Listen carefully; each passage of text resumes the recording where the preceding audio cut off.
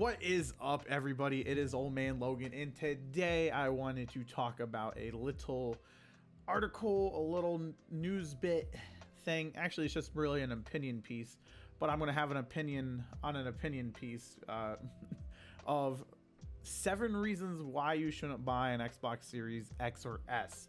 Now, this article is written by a Joe Keeley, and it's kind of the sad state of what I feel like some journalism that we see today is. As myself, as a writer for Level 1 Gaming, when I look at this, I find it a little bit distressing that this is what we consider content. Somebody actually approved this article, and actually, I'm going to look at it from 2 perspectives, because not only did this person write 7 reasons why you shouldn't buy an Xbox Series S or X, they also wrote an article just a days prior about 7 reasons why you shouldn't buy a PlayStation 5. And I'd like to go through them with you guys here at the channel. If you guys like this video, if you like this content, hit that like button, subscribe to the channel, leave some content or comments down below telling me what you guys think I should do, or any ideas, criticism, what have you not. But I'm going to pull it over here, so we're going to look at the first article, right? The first one I talked about.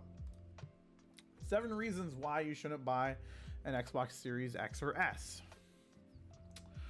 I'm going to say this right now. These are both terrible articles for both systems. I'm going to be completely neutral with this.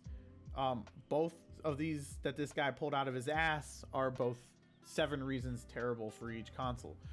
So when we scroll through here, this is the Xbox One that we're going to go through here. We got, there are no console exclusives. Now we know that that's false. There's Microsoft Flight Simulator. There's, Judgment you can only play on a Series X. The Medium, while, yeah, I know that it came out on PlayStation 5 as well, you can only play the Medium on a Series X or S unless you want to go the cloud version, which I can't. Cloud, I don't think is where it needs to be. Like I've been dabbling with it a little bit here or there, and I'm still not a big fan of it. I'd rather play my games natively. So, you could go the cloud gaming route with your older systems and play these games through the cloud, but you're not going to get the same experience. You're not going to get the same look or feel for these games. So right there, and not only that, but even if you just look at third-party titles that have next-gen updates and stuff with them, you can't get those next-gen updates with an Xbox One, Xbox One S, or the Xbox One X. You just can't.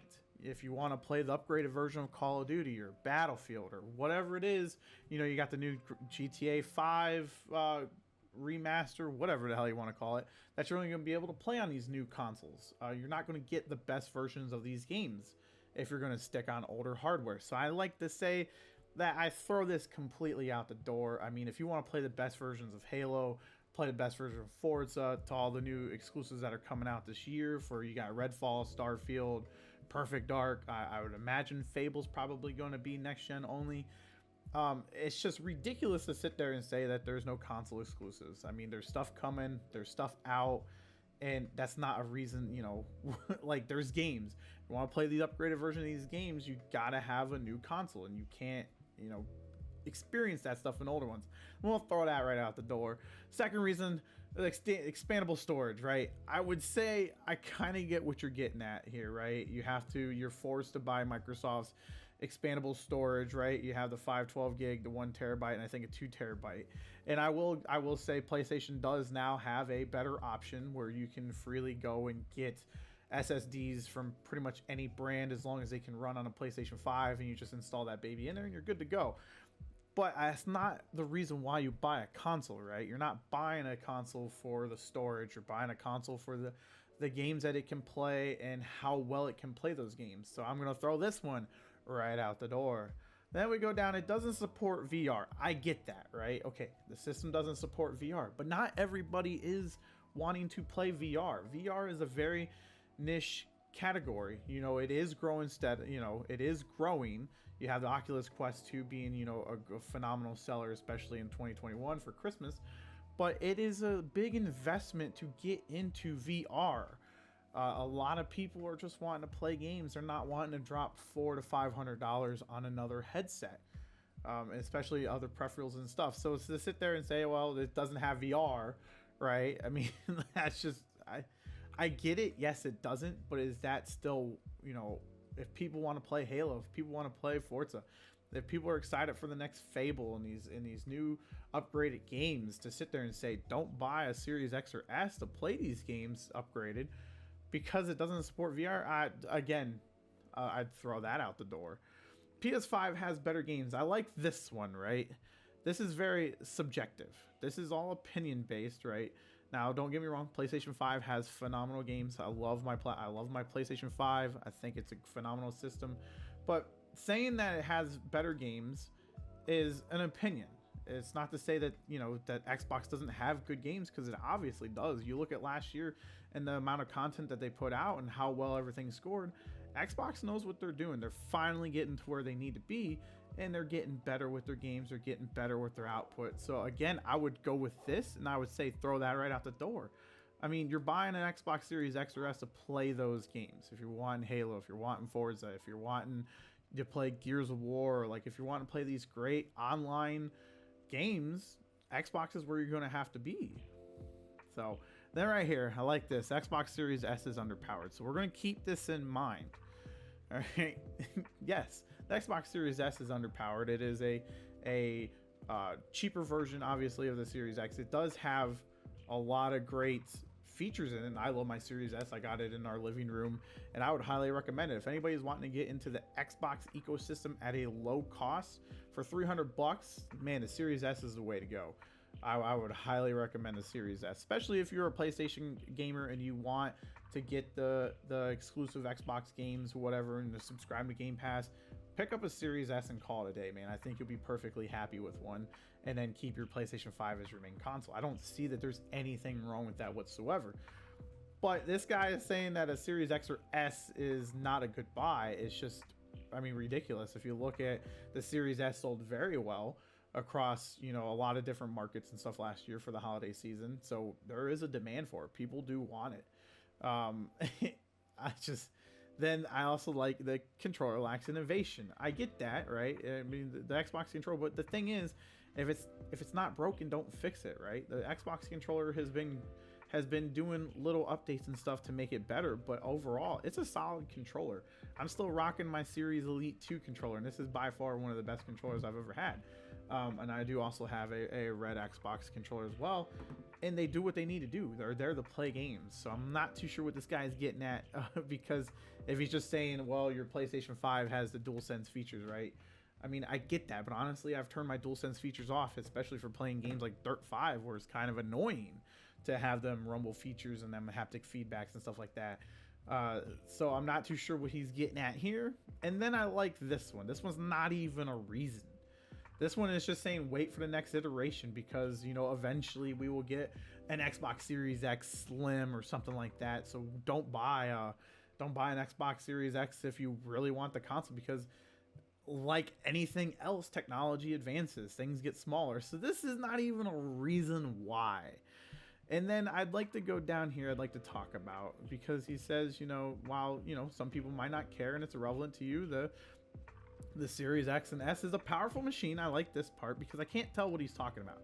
Are you talking about the Series X or the Series S? Because you just told me that did I pass it? The Series S is underpowered, right? You just told me the Series S is underpowered, and that's why I shouldn't buy it. But then you tell me that the Xbox Series X and S is a powerful machine. Which one is it? You can't just contradict yourself like this in the article and put it out there. And then he says, for everyone else, it's time to consider whether the PlayStation 5, Nintendo Switch, or a powerful PC will be your next gaming home. I have to ask the question, what controller innovation does a Nintendo Switch or a powerful PC, which uses a mouse and keyboard, have, right? Like, I get maybe you can plug in, you can hook up a DualSense controller to a computer. Maybe that's what they're talking at. But really, tell me what you're saying here when you say the controller lacks innovation. Are you saying because it's not a DualSense controller, it's not a good controller? I don't get. Or I like how he said that the Series S is underpowered here. But then it is a powerful machine here, but then recommends you to buy a Nintendo Switch, which we know how the Nintendo Switch is. Don't get me wrong, it's a great system, has great exclusive titles that are all Nintendo, and then you can only get them on the Switch and stuff like that. But to sit there and say that that the Series S is underpowered, and then say it is a powerful machine that would get better with time, but then recommend to buy a Nintendo Switch. Something doesn't add up. Something does not add up with this article whatsoever. This is terrible journalism at its finest. I get everybody's entitled to have their own opinion, but when you have an opinion, you can't contradict yourself against your own opinion in the same article that you are writing. You just can't. It doesn't make sense. It is terrible writing, terrible journalism, and it makes all of your credibility get thrown right out the door, in my opinion. Just thrown right out there. So I'd like to go through, let's see, because I was interested. What else has Joe Keighley written in his time in Make Use Of, right? MUO. So I was interested. I was scrolling down here, seeing what he was talking about, and there was that article we just talked about 4 days ago. So I was on the 26th, right? And then we get to the 22nd. 8 days ago, because I'm doing this video on January 30th, right? 7 reasons you shouldn't buy a PlayStation 5. What is this guy getting at? So let's take a look at this article, right? 7 reasons you shouldn't buy a PlayStation 5, right? God, it just gets worse. This dude says not many exclusives. You can't be more wrong in your entire life. You have Deathloop, Ratchet & Clank, Returnal, Demon Souls. You have the best versions of Spider-Man Miles Morales, which, yeah, there is a PS4 version of it, but come on, man.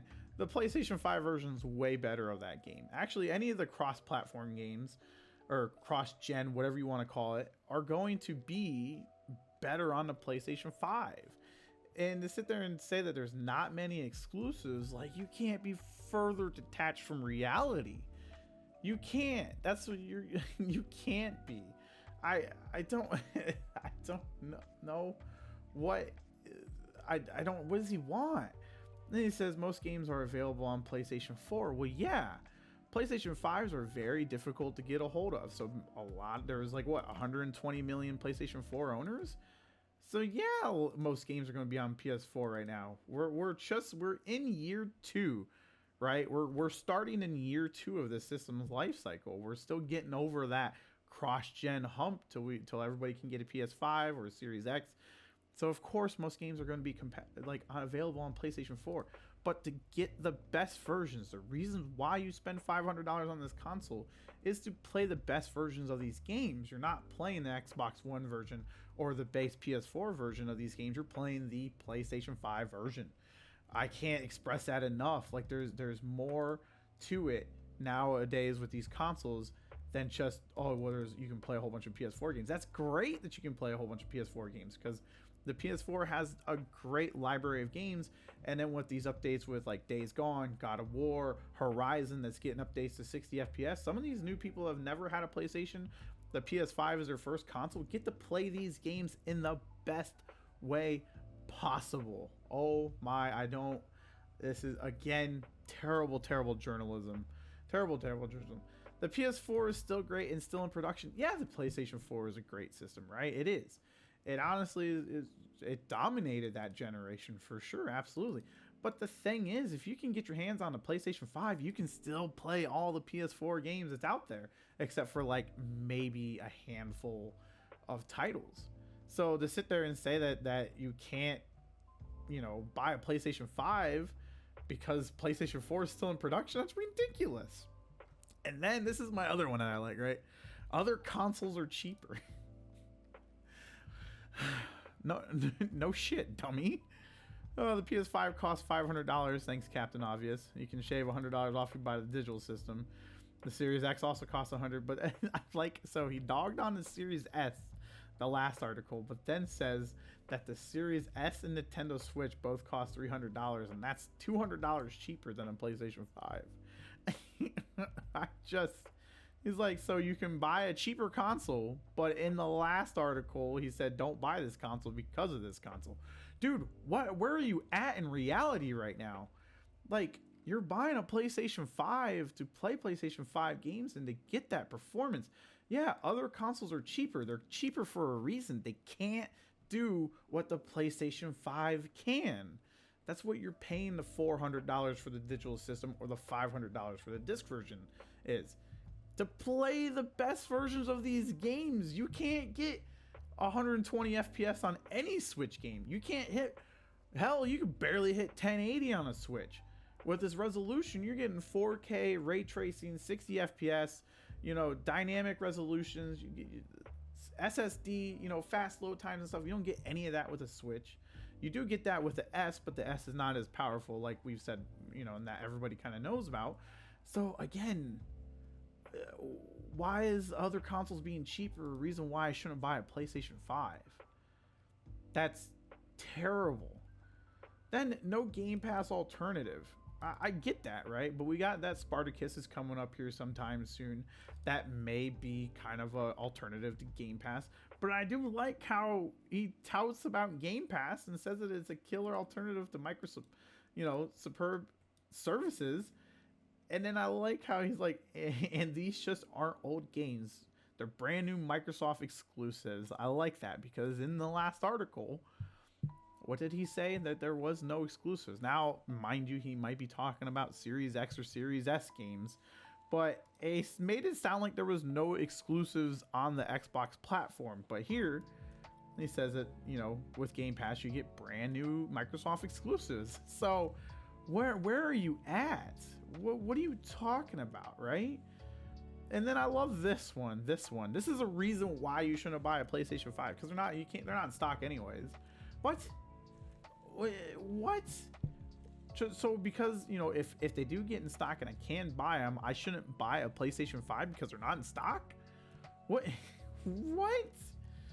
And then he struggles again to come up with another reason. He does the same thing he did for the Xbox. Wait for an inevitable PlayStation Slim. Now, don't get me wrong, my PlayStation 5, I don't think you can really see it. It's a big guy. It's a beefy boy. But a slim version of a game's not... Like, a slim version of a console shouldn't be a reason why you don't get into the generation now. I mean, if it's just going to be a slim version, say like the PlayStation 3 or the PlayStation 4, it's still going to run the games the same. Just because it's smaller? Like, come on, man. Come on. Like, oh my lord. These articles are terrible and they're getting spread everywhere. This is terrible journalism. And the fact that this guy is like, hey, I'm going to put this out, and somebody out there approved him, right? Somebody sat there and said, you know what? I like what you're doing. We're going to ship this. And it's just terrible journalism, man. These articles, like, what do you want people to buy? So you said 7 reasons you shouldn't buy it. I didn't dig any further than that. Who knows? He might have an article of 7 reasons why you shouldn't buy a Switch. I didn't dig that far. I did not care enough to go that far, but I wouldn't be surprised. But at the end of the day, these are great consoles. There's tons of reasons why you should buy an Xbox Series X or S. There's tons of reasons why you should buy a PlayStation 5. The fact that this guy is out here putting this stuff up saying these are reasons why you shouldn't buy these consoles, they're terrible. They don't make any sense. He contradicts himself. And I'm here to say, buy whatever the hell you want, man. You want a PlayStation 5, you get yourself a PlayStation 5. Now, mind you, they might be a little hard to get, but don't let the fact that they're hard to get or not in stock be a reason why you don't buy a PlayStation 5. And if you want a Series X or S, get that system, man. Gaming is great. I love gaming. And across the board, I couldn't be happier with both my Series X or Series S, because I do have one in my living room, or the PlayStation 5. I absolutely love all the systems. They all have their pros. They all have their cons. And it's just you as a gamer to figure out exactly what you want. If you're invested in the ecosystem, I say stay in that ecosystem. You're already there. You already love it. Just get on to the next iteration and have fun. Stay gaming.